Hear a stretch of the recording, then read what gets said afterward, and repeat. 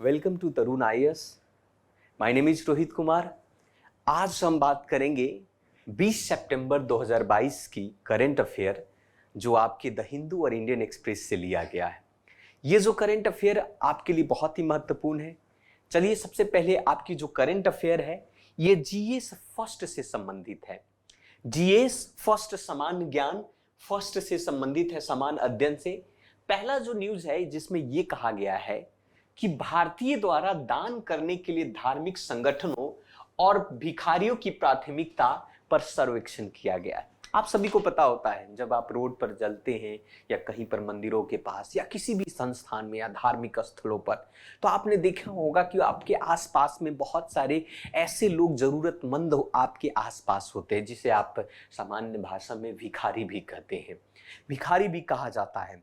तो अब इसके आधार पे एक सर्वे किया गया है और उस सर्वे के मुताबिक इस देश के अंदर में यह दिखाया गया है, सर्वे जो है आपका एक समाचार के तहत सबसे पहले यह कहा जा रहा है, centre for social inspect and philanthropy के द्वारा यह सर्वे किया गया। तो मुख्य रूप से यह कहा जा रहा है कि घरेलू दान पर एक नए सर्वेक्षण में यह पाया गया कि जो भारतीय हैं, इंडियन जो हैं, अक्टूबर 2020 और सितंबर 2021 के बीच में करीब 23,700 करोड़ रुपए का उन लोगों ने नगद दान दे दिया, अर्थात डोनेशन में दे दिया। मतलब आप कह सकते हैं कि भारतीय के द्वारा जो है 23,700 करोड़ का डोनेशन गया। और वो डोनेशन किस फॉर्म में? वो डोनेशन जो है धार्मिक संगठन को दिए गए, डोनेशन भिखारी को दिए गए, डोनेशन जरूरतमंद को दिए गए और उन्हीं सभी चीजों पर सर्वे किया गया। इस सर्वे के तहत यह बताया गया कि इसका सबसे बड़ा हिस्सा जो है, खास करके 64% जो है धार्मिक संगठन को दिया गया है। अर्थात डोनेशन का 64% जो है धार्मिक संगठन को दिया गया, यह सर्वे के तहत कहा गया। अक्सर जो सर्वे करने वाली जो संस्था है जिसको centre for social impact and philanthropy द्वारा ये हाउस इंडिया गिफ्ट 2020-21 के शीर्षक वाली रिपोर्ट में इस सर्वे को जारी किया गया है। सर्वे को क्या किया गया? जारी किया गया। इसमें हम देख सकते हैं कि आखिर सर्वे में क्या क्या बताया गया है, क्या क्या निष्कर्ष निकाले गए हैं, इस पर भी हम चर्चा करते हैं। सबसे बड़ी बात है, देखिए एक एक करके समझते हैं कि ज्यादातर जो अधिकांश जो दान था वस्तु की अपेक्षा नगद में दिए गए थे। शहर के, अगर हम बात करें यहां पर ग्रामीण और शहर की तुलना करें तो शहर के लोग ग्रामीण के तुलना में, ग्रामीण क्षेत्रों की तुलना में ज्यादा डोनेट किया है लोगों ने। अर्थात शहरी भारत देश के ग्रामीण क्षेत्रों की तुलना में आर्थिक मात्रा में, अगर अधिक मात्रा में दान करता है, जो कि अधिक संख्या में दान के लिए वो जिम्मेवार है। यहीं पर यह भी देखा गया कि भाई किस कैटेगरी के लोग, मध्यम वर्ग के लोग, निम्न वर्ग के लोग, उच्च वर्ग के लोग, किसने सबसे ज्यादा दान दिया? तो मध्यम वर्ग और निम्न वर्ग वाले आय वाले परिवार जो है सबसे अधिक संख्या में दान दिया। मध्यम वर्ग और निम्न वाले दिल के बड़े बड़े होते हैं, है ना, दिलदार होते हैं, इसलिए दान में भी वो कहीं ना कहीं दुख और सुख, दुख को भली भांति से समझते हैं, इसलिए उनमें थोड़ा सा दया ज्यादा होती है। इस कंपेयर में तो हो सकता है इसके माध्यम से मध्यम वर्ग और निम्न आय वाले लोग जो है सबसे अधिक दान करते हैं। वहीं पर अगर हम गैर संगठन की बात करें, गैर धार्मिक संगठन की बात करें, तो उसमें 1100 करोड़ रुपया का दान करने वाला कुल 5% परिवारों में से 15% कोविड के प्रेरणा के रूप में उदय। मतलब इतनी सारे दान में कोविड में मात्र 5% दान दिए गए हैं और ज्यादातर दान जो है इन्हीं सभी चीजों में है। खास करके जैसे भिखारी पसंदा भिखारी को हुआ या अन्य लोगों का हुआ, परिवार या दोस्तों को हुआ, पुरुष और धार्मिकों को हुआ, इन सभी चीजों में ये दान दिया गया है।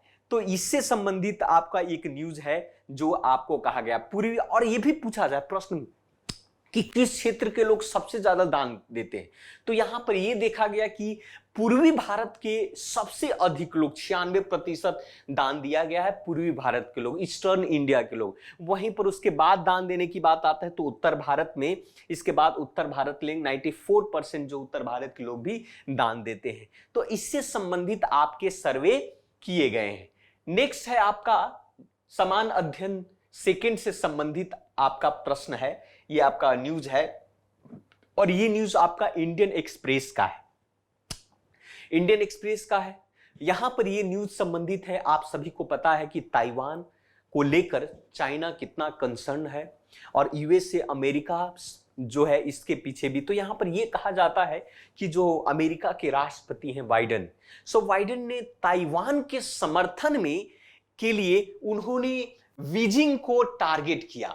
ये द हिंदू का न्यूज है, या तो इंडियन एक्सप्रेस में इस तरीके से दिया गया है कि बाइडेन का कहना है कि अमेरिकी सेना चीनी आक्रमण के खिलाफ ताइवान की रक्षा करेगी। अर्थात अगर चीन ने ताइवान पर अगर हमला करता है तो अमेरिकी सरकार या अमेरिका जो है ताइवान को रक्षा करने के लिए तैयार होगा, ऐसा कहा गया है इस शीर्षक के तहत। यह प्रश्न बन सकता है भारत के हितों पर कुछ विकसित और विकासशील देशों से संबंधित नीतियों और राजनीति के प्रभाव पर यह प्रश्न बन सकता है। जी ये सेकंड का है। समाचार के तहत जो है यह कहा गया कि अमेरिका के राष्ट्रपति ने हाल ही में यह कहा कि अगर चीनी आक्रमण की स्थिति में, अगर चीनी आक्रमण की स्थिति में अमेरिकी सेना ताइवान की रक्षा करेगी। अगर चाइना जो है ताइवान पर हमला करता है तो अमेरिकी सेना ताइवान के सपोर्ट में वो खड़ा हो जाएगी। ऐसा बयान जो है अमेरिका ने दिया है। अमेरिकी बयान के तहत यह भी है कि अमेरिका लंबे समय से रणनीति अस्पष्टता की नीति पर अड़ा हुआ है और यह स्पष्ट नहीं कर रहा है कि वो ताइवान पर हमले का सैन्य जवाब देगा या नहीं देगा। इस बात का कंफ्यूजन है, इस बात का कोई क्लैरिटी नहीं है। यहां पर राष्ट्रपति की टिप्पणी निश्चित रूप से बीजिंग की नाराज कर देगी, लेकिन अमेरिका हाउस स्पीकर द्वारा ताइवान की यात्रा से बहुत ही नाराज था। यह बात तो चीन का क्या पक्ष है? चीन का पक्ष यहां पर है कि भाई ये कहता है कि चीनी राष्ट्रपति लोकतांत्रिक रूप से शासित ताइवान को बीजिंग के नियंत्रण में लाने के लिए प्रतिबद्ध है ना। ये ऐसा वो बल का भी प्रयोग कर सकता है, वो ताइवान पर हमला भी कर सकता है। वाशिंगटन में चीन के दूतावास ने इस टिप्पणी का अनुरोध के लिए तत्कालीन कोई प्रक्रिया नहीं जारी किया है।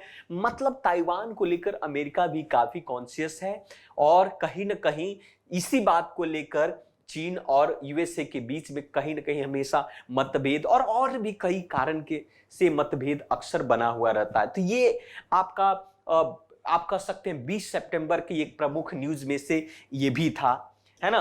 आगे बढ़ते हैं। सबसे प्रमुख एक न्यूज है आपका अपराधी के बायोमेट्रिक्स। आप सभी को आप जानते हैं कि भाई अगर शासन प्रणाली को बेहतर करनी है तो कहीं ना कहीं शासन प्रणाली को भी बेहतर करने के लिए डिजिटलाइजेशन कह सकते हैं या फिर अपग्रेड करने की आवश्यकता है। तो यहां पर एक न्यूज ये आया कि जो अपराधी के बायोमेट्रिक्स पर गृह मंत्रालय की अधिसूचना की बात कही गई है। बायोमेट्रिक पर यह कहा गया है आपका कि कह सकते हैं कि भाई अपराधी के बायोमेट्रिक पर गृह मंत्रालय का एक अधिसूचना, एक नोटिफिकेशन जारी किया गया।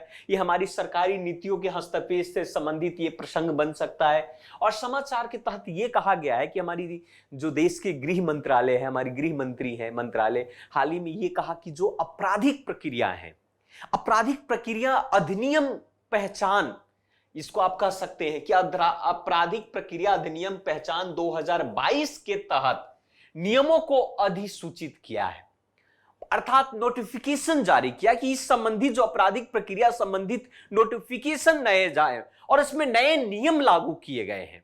क्या नियम है इसके बारे में भी चर्चा करते हैं। तो उस नोटिफिकेशन में यह कहा गया है कि अगर यह पुलिस को दोषियों और अपराधों को आरोपियों के भौतिक और जैविक नमूने प्राप्त करने का, कोई व्यक्ति अभियुक्त है, क्या उसने क्राइम किया या नहीं किया, इसकी पहचान कैसे होगी। तो उसकी पहचान करने के लिए आप कह सकते हैं उन दोषियों को पकड़ने के लिए उसकी भौतिक और जैविक नमूनों का, या कह सकते हैं नमूने को प्राप्त करने के लिए एक नए कानून लाने की बात कही है या नए नियमों को उसमें ऐड किया गया है। ये नियम इस प्रकार से हैं कि एक अधिकृत व्यक्ति को आपको नमूने लिया जा सकता है। कोई व्यक्ति अगर का फंडामेंटल राइट से संबंधित ये बातें आ जाती है कि भाई हमारी पर्सनल लाइफ है, तो कहा कि भाई आप आरोपी है, आप अभियुक्त है, आप अभी दोषी नहीं है, लेकिन जो क्राइम हुआ है उस क्राइम की जांच कैसे होगी, कैसे पता लगाया जाएगा। बस तो दोषी के कुछ जो दोषी है अपराधी उसके कुछ नमूनों को सरकार को प्राप्त करने का अधिकार दिया जाएगा और इस कानून के तहत बायोमेट्रिक के तहत ये प्राप्त किया जाएगा। तो नियमों के अनुसार जो है अधिकृत व्यक्तियों निम्नलिखित में से ले सकता है कि उंगलियों का निशान ले सकता है। अगर पुलिस चाहती है कि ये व्यक्ति आरोपी है, ये व्यक्ति ने कोई ऐसा कार्य किया है, कृत्य किया है जो निंदनीय है, दूषणीय है समाज के लिए, आप कह सकते हैं उंगलियों का निशान पुलिस आपसे ले सकती है, हथेली का निशान ले सकती है, पद चिन्ह का छाप ले सकती है, आपका फोटो हुआ, आंख की पुतली हुआ, रेटिना स्कैन हुआ, ये सारे जो बायोमेट्रिक्स जो है उस आरोपी को ले सकता है। लेकिन अब इसको लेने का अधिकार कौन देता है? तो हमारे संविधान या CRPC, जिसको क्रिमिनल प्रोसीजर केस कहते हैं। तो क्रिमिनल प्रोसीजर केस के 1973 के तहत धारा 53 और धारा 53 के संदर्भ में कहा गया है कि जो भौतिक और जैविक नमूने और उसके विश्लेषण को अधिकृत उपयोगिता किसी अपराधी के मामले में गिरफ्तार किए गए व्यक्ति के नमूने पुलिस अधीक्षक के स्तर पर नीचे के पुलिस अधिकारियों के अनुमोदन से नहीं ले सकता है। ये कहा गया, ये पॉइंट कहता है, CRPC कहता है कि भाई ये जो भौतिक और जैविक नमूने की बात अगर किया जाए तो ये नमूने उनके विश्लेषण के अधिकृत उपयोगिता किसी अपराधी के मामले में गिरफ्तार किए गए तो व्यक्ति के नमूने पुलिस अधीक्षक के स्तर के नीचे वाले पुलिस अधिकारी के अनुमोदन में नहीं ले सकता है, अगर उस संदर्भ में नहीं है तो ये बात तो याद रखिएगा। खास करके प्रश्न बन सकता है कि नए नियम क्या जोड़े गए हैं इसमें। तो ये नए नियम में उंगलियों का निशान, हथेली का निशान, ये सब चीजें ये आपके प्रश्न में बन सकता है। सिविल सर्विसेज के प्रीलिम्स में अक्सर ऐसे प्रश्न आपके मल्टीपल चॉइस क्वेश्चन में पूछे जाते हैं बहुत सारे स्टेटमेंट में, तो ये आपके प्रश्न आपके बन सकते हैं। चलिए बात करते हैं अन्य न्यूज पर जो आपके लिए इंपॉर्टेंट। एक छोटा सा न्यूज ये है, आप सभी को पता है कि हमारे भारत देश के रक्षा मंत्री राजनाथ सिंह द्विपक्षीय मिस्र के दौरे पर वो गए हैं। मिस्र के साथ द्विपक्षीय समझौता करने गए हैं वहां पर। इसमें यह कहा गया कि द्विपक्षीय मिस्र दौरे पर राजनाथ और रक्षा सह उत्पादन पर ध्यान देने के लिए ये बातें सहमति जाहिर की गई है। ये द्विपक्षीय और क्षेत्रीय और वैश्विक समूह और भारत से जुड़े समझौते पर यह प्रश्न बन सकता है क्योंकि इसी के प्रासंगिकता के बारे में बात की है। समाचार के तहत यह कहा गया है कि भारत और मिस्र की राजधानी काहिरा है, तो भारत और मिस्र के सैन्य सहयोग विकसित करने और साथ साथ में संयुक्त अगर प्रशिक्षण और रक्षा सह उत्पादन और उपकरणों के रख रखाव पर ध्यान केंद्रित करने पर दोनों राष्ट्र आपस में सहमति जारी की है। अर्थात कह सकते हैं कि भारत और मिस्र के बीच में एक तरीके से बायलैटरल स्थापित की गई है ताकि दोनों अपनी सैन्य शक्ति को और बढ़ाए, एक दूसरे को सहयोग करें और प्रशिक्षित करें और रक्षा सह उत्पाद करें ताकि एक दूसरे की सैन्य शक्ति और भी मजबूत हो। इस चीजों पर ध्यान केंद्रित करने की बात कहती है। दोनों देश में सह उत्पादन की आवश्यकता है, अर्थात दोनों एक साथ मिलकर आर्म्स का सह उत्पादन करेंगे, उस पर भी बल दिया गया है। विशिष्ट प्रस्तावों पर भी चर्चा किया है ना। इन सभी मुद्दों पर बात की जा रही है। रक्षा सहयोग की अगर हम बात करें भारत और मिस्र के अंदर में कि तो दोनों के बीच में एक तरीके से समझौता ज्ञापन, जिसको आप मेमोरेंडम ऑफ अंडरस्टैंडिंग कहते हैं, दोनों देश रक्षा सहयोग पर एक समझौता ज्ञापन पर हस्ताक्षर किया और उस हस्ताक्षर के माध्यम से उन्होंने कहा, इस बात से भारत ने स्वीकार किया कि मिस्र अफ्रीका में भारत के सबसे महत्वपूर्ण व्यापारिक भागीदारियों में से एक होगा। मिस्र जो है ने भारत के सैन्य प्लेटफॉर्म हासिल करने के लिए दिलचस्पी भी दिखाई है इस बात से। साथ ही यह भी कहा गया है कि मिस्र सरकार अपनी लड़ाकू आवश्यकताओं के लिए भारतीय हल्के लड़ाकू विमान, जिसको LCA कहते हैं आपका, उस पर भी विचार कर रही है कि वो भारत से खरीदेगी। तो ये भारत और मिस्र के बीच में द्विपक्षीय समझौता से संबंधित एक तरीके से वार्ता आपको भारत के रक्षा मंत्री राजनाथ सिंह के द्वारा किया गया है। तो ये भी आपके प्रमुख प्रश्न के तौर पर बन सकते हैं। दूसरी है कि चुनाव आयोग की बात अगर करें तो यहां पर एक प्रश्न, बहुत बड़ी बातें हैं। चुनाव आयोग जैसा कि हम सभी को पता है कि एक संवैधानिक बॉडी है आपका, एक संस्था है। तो चुनाव आयोग ने पार्टियों को नगद चंदे, जो कैश में जो चंदे डोनेशन दिए जाते हैं, उस पर रोक लगाने की मांग की है। यह द हिंदू का न्यूज है। इंडियन एक्सप्रेस में इसको इस तरीके से दिया गया है कि भाई चुनाव आयोग ने राजनीतिक दलों को नगद चंदे को सीमित करने पर सिफारिश किया है कि आप जिस तरीके से नगद चंदा जो है इलेक्शंस राजनीतिक दलों को दिए जा रहे हैं, तो इससे ब्लैक मनी और बढ़ रहा है, ब्लैक मनी घट नहीं रहा है। आप क्या करो कि ब्लैक मनी, एक बड़ा सा अमाउंट ब्लैक मनी का आपने डोनेशन में दे दिया, अब वो व्हाइट में कन्वर्ट हो गया। तो यहां पर भी तो लगता है ईडी बैठाने की आवश्यकता है। इस पर ज्यादा मैं कोई कमेंट नहीं करूंगा, परंतु आप लोग समझदार हैं। ये प्रश्न आपके विन विन संवैधानिक निकाय से संबंधित बन सकता है। तो चुनाव आयोग ने राजनीतिक चंदे को 20,000 रुपये से घटाकर 2,000 रुपया करने और काले धन के चुनावी चंदे को रोक लगाने के लिए नगद चंदे को 20% या अधिकतम 20 करोड़ तक सीमित करने की बात कही।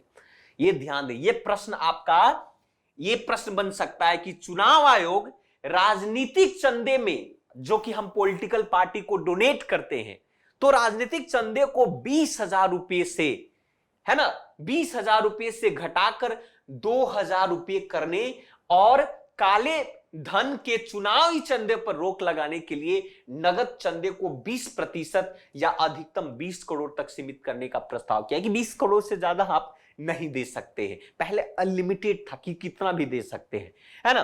तो ये काले धन की फंडिंग पर अंकुश लगाने की बात यहां से की है। मुख्य चुनाव आयुक्त इन्होंने ये कहा कि ये जनप्रतिनिधि, जिसको आरपी रिप्रेजेंटेटिव की बात करते हैं, है ना, ऑफ पीपल, अधिनियम में कई संशोधन की सिफारिश की है और यह कदम हाल ही में 284 डिफॉल्ट और गैर अनुपालन पंजीकृत के तहत ये दिया गया है कि गैर मान्यता प्राप्त, बहुत सारे ऐसे गैर मान्यता प्राप्त राजनीतिक दल जो है आपके, उसको हटाकर पोल पैनल के पृष्ठभूमि में आया, जिनमें 253 से अधिक निष्क्रिय घोषित कर दिए गए हैं। तो इससे संबंधित आपके भी प्रश्न पूछ सकता है कि भी चुनाव आयोग ने राजनीतिक दलों के लिए कितने डोनेशंस को फिक्स किया है।